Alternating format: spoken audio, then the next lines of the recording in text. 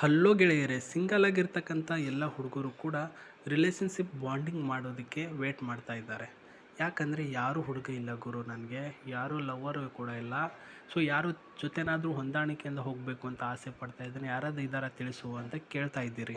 So ಪ್ರಸ್ತುತ ಇವತ್ತು ನಮಗೆ ಅಲಿಯಾ ಅಂತ ಈ ಒಂದು ಫೋಟೋದಲ್ಲಿ ಕಾಣಿಸ್ತಕ್ಕಂಥ ಹೆಣ್ಣು ಮಗಳು.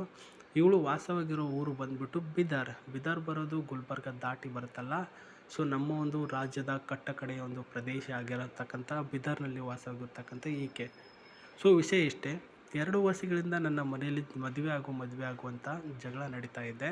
ನಾನು ಸ್ವಲ್ಪ ಯೋಚನೆ ಮಾಡಿ ನಿರ್ಧಾರ ಮಾಡಿ ನಂತರ ನಾನು ಫಸ್ಟು ನನಗೆ ಟೈಮ್ ಕೊಡಿ, ನಾನು ಹುಡುಗನ್ನ ಅರ್ಥ ಮಾಡ್ಕೋಬೇಕು, ಅಂಥ ಹುಡುಗನ ಹುಡುಕಾಟ ಮಾಡ್ಕೋಬೇಕು, ಅದಕ್ಕೋಸ್ಕರ ನನಗೆ ಸ್ವಲ್ಪ ಟೈಮ್ ಕೊಡಿ ಅಂತ ಹೇಳಿದ್ದಾರೆ ಸ್ನೇಹಿತರೆ. ಹೆಸರು ಆಲಿಯಾ ಖಾನ್, ವಯಸ್ಸು 26ರಿಂದ 27 ವರ್ಷ ನಡೀತಾ ಇದೆ. ಊರು ಬಂದುಬಿಟ್ಟು ಬಿದರ್. ನೋಡೋದಕ್ಕೆ ಹೆಂಗಿದ್ದಾಳೆ ಅಂದರೆ ದಂತದ ಗೊಂಬೆ ಇದ್ದಂಗಿದ್ದಾಳೆ. ಒಪ್ಕೊಳ್ಳೋಣ, ಮೇಕಪ್ ಮಾಡ್ಕೊಳ್ತಾರೆ. ಈಗಿನ ಕಾಲದಲ್ಲಿ ಮೇಕಪ್ ಮಾಡಿಕೊಳ್ಳದಂಥ ಹುಡುಗಿ ಯಾರೂ ಕೂಡ ಇಲ್ಲ. ಸೊ 5.4 ಅಡಿಯ ಒಂದು ಶರೀರದ ಹೈಟು, ಬೆಳ್ಳಗಿನ ಒಂದು ಮೈಕಟ್ಟು, ಮೆಹಂದಿ ಆರ್ಟಿಸ್ಟ್ ಆಗಿ ಕೆಲಸ ಮಾಡ್ತಾಳೆ ಮತ್ತು ಬ್ರಿಡಲ್ ಡಿಸೈನರ್ ಅಂತ ಹೇಳಿದ್ದಾರೆ. ಮದುವೆ ಸಮಾರಂಭಗಳಲ್ಲಿ ಮೆಹಂದಿ ತೆಗೆಯುವಂತಹ ಒಂದು ಕೆಲಸ.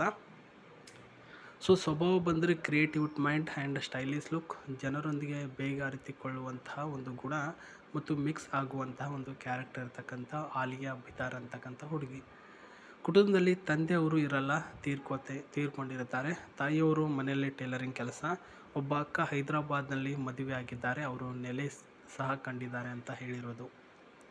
ಈ ಒಂದು Alia Bhatt self made women ಆಗಿ ಕೆಲಸ ಮಾಡ್ತಕ್ಕಂಥದ್ದು, ಅಂದರೆ ಸ್ವಂತದಾಗಿರ್ತಕ್ಕಂಥ ದುಡಿಮೆ ಮಾಡಬೇಕು ಅಂತ ಅವರೇ ಮೆಹಂದಿ ಒಂದು ಆರ್ಟಿಸ್ಟ್ ಆಗಿ ಕೆಲಸ ಮಾಡ್ತಾ ಇದ್ದಾರೆ. ತುಂಬ ಚೆನ್ನಾಗಿದ್ದಾಳೆ ಹುಡುಗಿ. ಸೊ ಈ ಒಂದು ಹುಡುಗಿನ ಅರ್ಥ ಮಾಡಿಕೊಂಡು ಬಾಂಡಿಂಗ್ ಮಾಡಬೇಕು ಅಂತ ಇರ್ತಕ್ಕಂಥ ಹುಡುಗ ಈ ರೀತಿಯಲ್ಲಿರಲಿ. ಸೊ ಯಾವ ರೀತಿಯಲ್ಲಿ ಅಂತಂದರೆ, ಪ್ರಸ್ತುತ ಆತ ನನಗೆ ಕಾರು ಓಡಿಸೋದಕ್ಕೆ ಬರಬೇಕು, ಯಾಕಂದರೆ ನಾನು ಅವಾಗವಾಗ ಸುತ್ತಾಡೋದು ತುಂಬ ಅಂದರೆ ತುಂಬ ಜಾಸ್ತಿ. ಇವರ ಒಬ್ಬ ಅಕ್ಕ ಏನಿದ್ದಾರೆ, ಅವರು ಹೈದರಾಬಾದ್ನಲ್ಲಿ ವಾಸವಾಗಿದ್ದಾರಲ್ವ, ಅವರ ಭಾವನವರು ಒಂದು ಕಾರನ್ನು ಗಿಫ್ಟ್ ಮಾಡ್ತಾಳೆ ಈ ಒಂದು ಆಲಿಯಾ ಖಾನ್ ಅವಳಿಗೆ. ಸೊ ನೀನು ಊರಲ್ಲೇ ಇರ್ತೀಯ, ಸುತ್ತಾಡು, ಯಾರು ಸುತ್ತೇನಾದರೂ ಆರಾಮಾಗಿ ಹೋಗ್ಬಿಟ್ಟು ಬಾ ಅಂತ ಒಂದು ಕಾರನ್ನು ಗಿಫ್ಟಾಗಿ ಕೊಡ್ತಾರೆ. ಸೊ ಅದನ್ನು ಮನೇಲಿ ಇಟ್ಕೊಂಡಿದ್ದೀನಿ, ಬಟ್ ಓಡಿಸೋದಕ್ಕೆ ಗಂಡು ಇಲ್ಲ. ಹಾಗಾಗಿ ಒಬ್ಬ ರಿಲೇಷನ್ಶಿಪ್ಪಲ್ಲಿ ಗಂಡನ್ನು ಹುಡುಕಾಟ ಮಾಡಿದ್ರೆ, ಅವನು ನನ್ನ ಜೊತೆ ಚೆಂದವಾಗಿದ್ದರೆ ಅವನನ್ನೇ ಮದುವೆ ಆಗಬೇಕು ಅನ್ನೋ ಉದ್ದೇಶ ಇವ್ರದ್ದಾಗಿರುತ್ತೆ. ಸೊ ಅವನು ಹೆಂಗಿರಬೇಕು ಅಂದರೆ ಸಿಂಪಲ್ಲಾಗಿ ಇರಬೇಕು, ಏನು ಎಕ್ಸ್ಪೆಕ್ಟೇಷನ್ ಇರಬಾರ್ದು.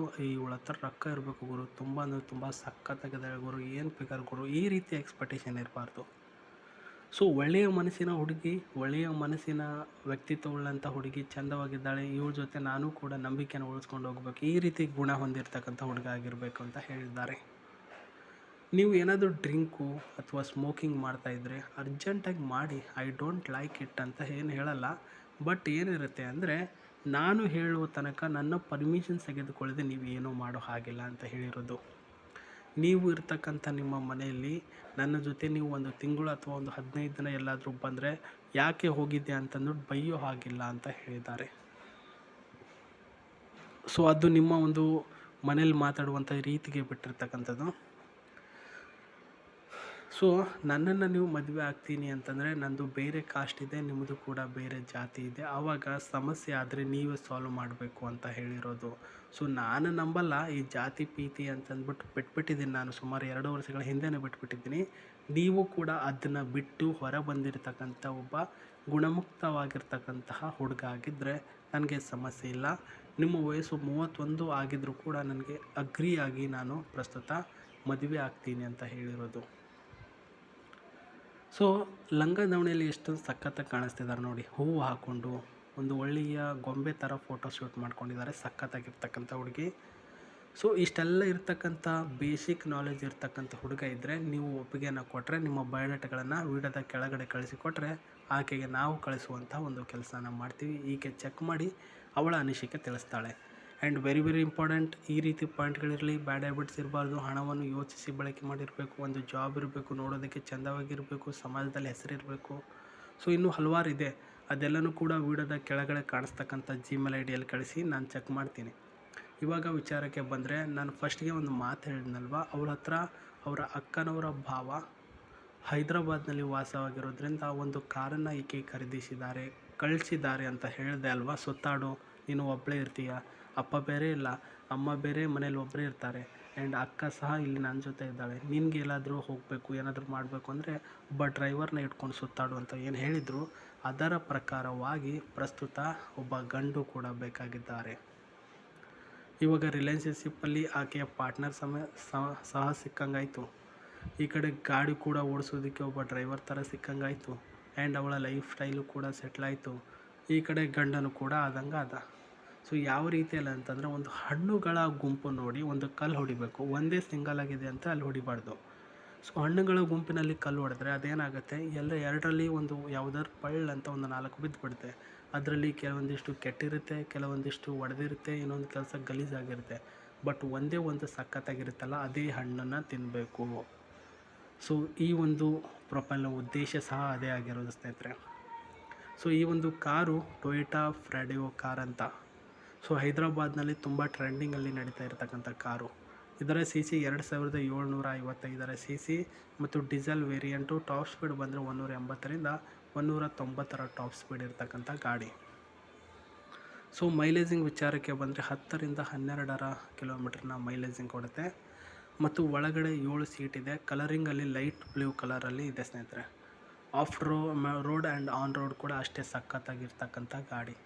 ಸೊ ದುಡ್ಡಿದ್ರೇನ್ರಿ ಸ್ವಾಮಿ, ಕಾರ್ ಅಲ್ವಾ, ಏರೋಪ್ಲೇನಲ್ಲೂ ಕೂಡ ಓಡಾಡ್ಬೋದು. ಬಟ್ ಅವರು ಒಂದು ಕಾಸ್ಟು, ಅವರ ಒಂದು ಜಾತಿಗೆ ಸಂಬಂಧಿಸಿದಂತೆ ಅವರು ಒಂದು ಸ್ವಲ್ಪ ರಿಚ್ಚೇ ಇದ್ದಾರೆ, ಒಪ್ಕೊಳ್ಳೋಣ. ಬಟ್ ಕಂಡೀಷನ್ಸ್ಗಳು ಏನು ಹೇಳಿದರು, ಆ ಒಂದು ಕಂಡೀಷನ್ಸ್ಗಳನ್ನು ಫಾಲೋ ಅಪ್ ಮಾಡಿಕೊಂಡು ಎಜುಕೇಟೆಡ್ ಒಂದು ಓದಿರ್ತಕ್ಕಂಥ ಹುಡುಗ ಮತ್ತು ಒಳ್ಳೆಯ ಕೆಲಸ ಮಾಡ್ತಕ್ಕಂಥ ಹುಡುಗ ಇದ್ದರೆ ಪ್ರಸ್ತುತ ಅವನು ಇವರೊಂದಿಗೆ ಹೊಂದಾಣಿಕೆಯಿಂದ ಹೊಂದಿಕೊಂಡು ಹೋದರೆ ಅಷ್ಟೇ ಸಾಕು ಅಂತ ಹೇಳಿರೋದು. ಸೊ ಸ್ನೇಹಿತರೆ, ಇವತ್ತಿನ ಪ್ರೊಫೈಲ್ ಇದಾಗಿದೆ ಸ್ನೇಹಿತರೆ. ಇವಾಗ ನೀವು ಬಯೋಡಾಟಾ ಕಳಿಸುವಂತಹ ರೀತಿ ವಿಡಿಯೋದ ಕೆಳಗಡೆ ಒಂದು Gmail ID ಕೊಟ್ಟಿರ್ತೀವಿ ನಾವು ಯಾವಾಗಲೂ. ಆ ಒಂದು Gmail IDಯನ್ನು ಚೆಕ್ ಮಾಡಿ ಒಂದು ಮೇಲನ್ನು ಮಾಡಬೇಕು ನೀವು. ಅಂದರೆ ನಿಮ್ಮ ಬಯೋಡಾಟಾ, ನಿಮ್ಮ ಫೋಟೋ, ನೀವು ಇವಾಗ ನಾನು ಇವರ ಪ್ರೊಫೈಲ್ ಯಾವ ರೀತಿ ತೋರಿಸ್ದೆ ಆ ರೀತಿ ನಿಮ್ಮ ಬಯೋಡಾಟಾಗಳನ್ನು ನೀವು ಕ್ರಿಯೇಟ್ ಮಾಡಿ ನನಗೆ ಕಳಿಸಿಕೊಟ್ರೆ ಅದು ಖಂಡಿತವಾಗಲೂ ಅವ್ರ ಹತ್ರ ಶೇರ್ ಮಾಡ್ತೀವಿ. ಆವಾಗ ಆಕೆಯ ಅಭಿಪ್ರಾಯ ಮತ್ತು ಆಕೆಯ ಅನಿಸಿಕೆ ಎಲ್ಲನೂ ಕೂಡ ಚೆಕ್ಕಿಂಗ್ ಆದ ನಂತರ ನಿಮಗೆ ಆಕೆ ತಿಳಿಸ್ತಾಳೆ ನನಗೆ ಇಷ್ಟ ಆಗಿದ್ರು ಇಲ್ವೋ ಅಂತ. ಈ ಪ್ರೊಸೆಸಿಂಗ್ಗಳು ನಡೆಯೋದಕ್ಕೂ ಮುನ್ನ ನೀವು ವೇಟ್ ಮಾಡಬೇಕು ಅಂತ ಹೇಳ್ತಾ, ಇದೇ ರೀತಿ ಹೊಸ ಪ್ರೊಫೈಲ್ಗಳು ಯಾವುದಾದ್ರೂ ಬಂದರೆ ನಾನು ವಿಡಿಯೋ ಮಾಡಿಬಿಟ್ಟು ತಿಳಿಸ್ತೀನಿ. ಅಲ್ಲಿವರೆಗೂ ನನ್ನ ಚಾನಲ್ನ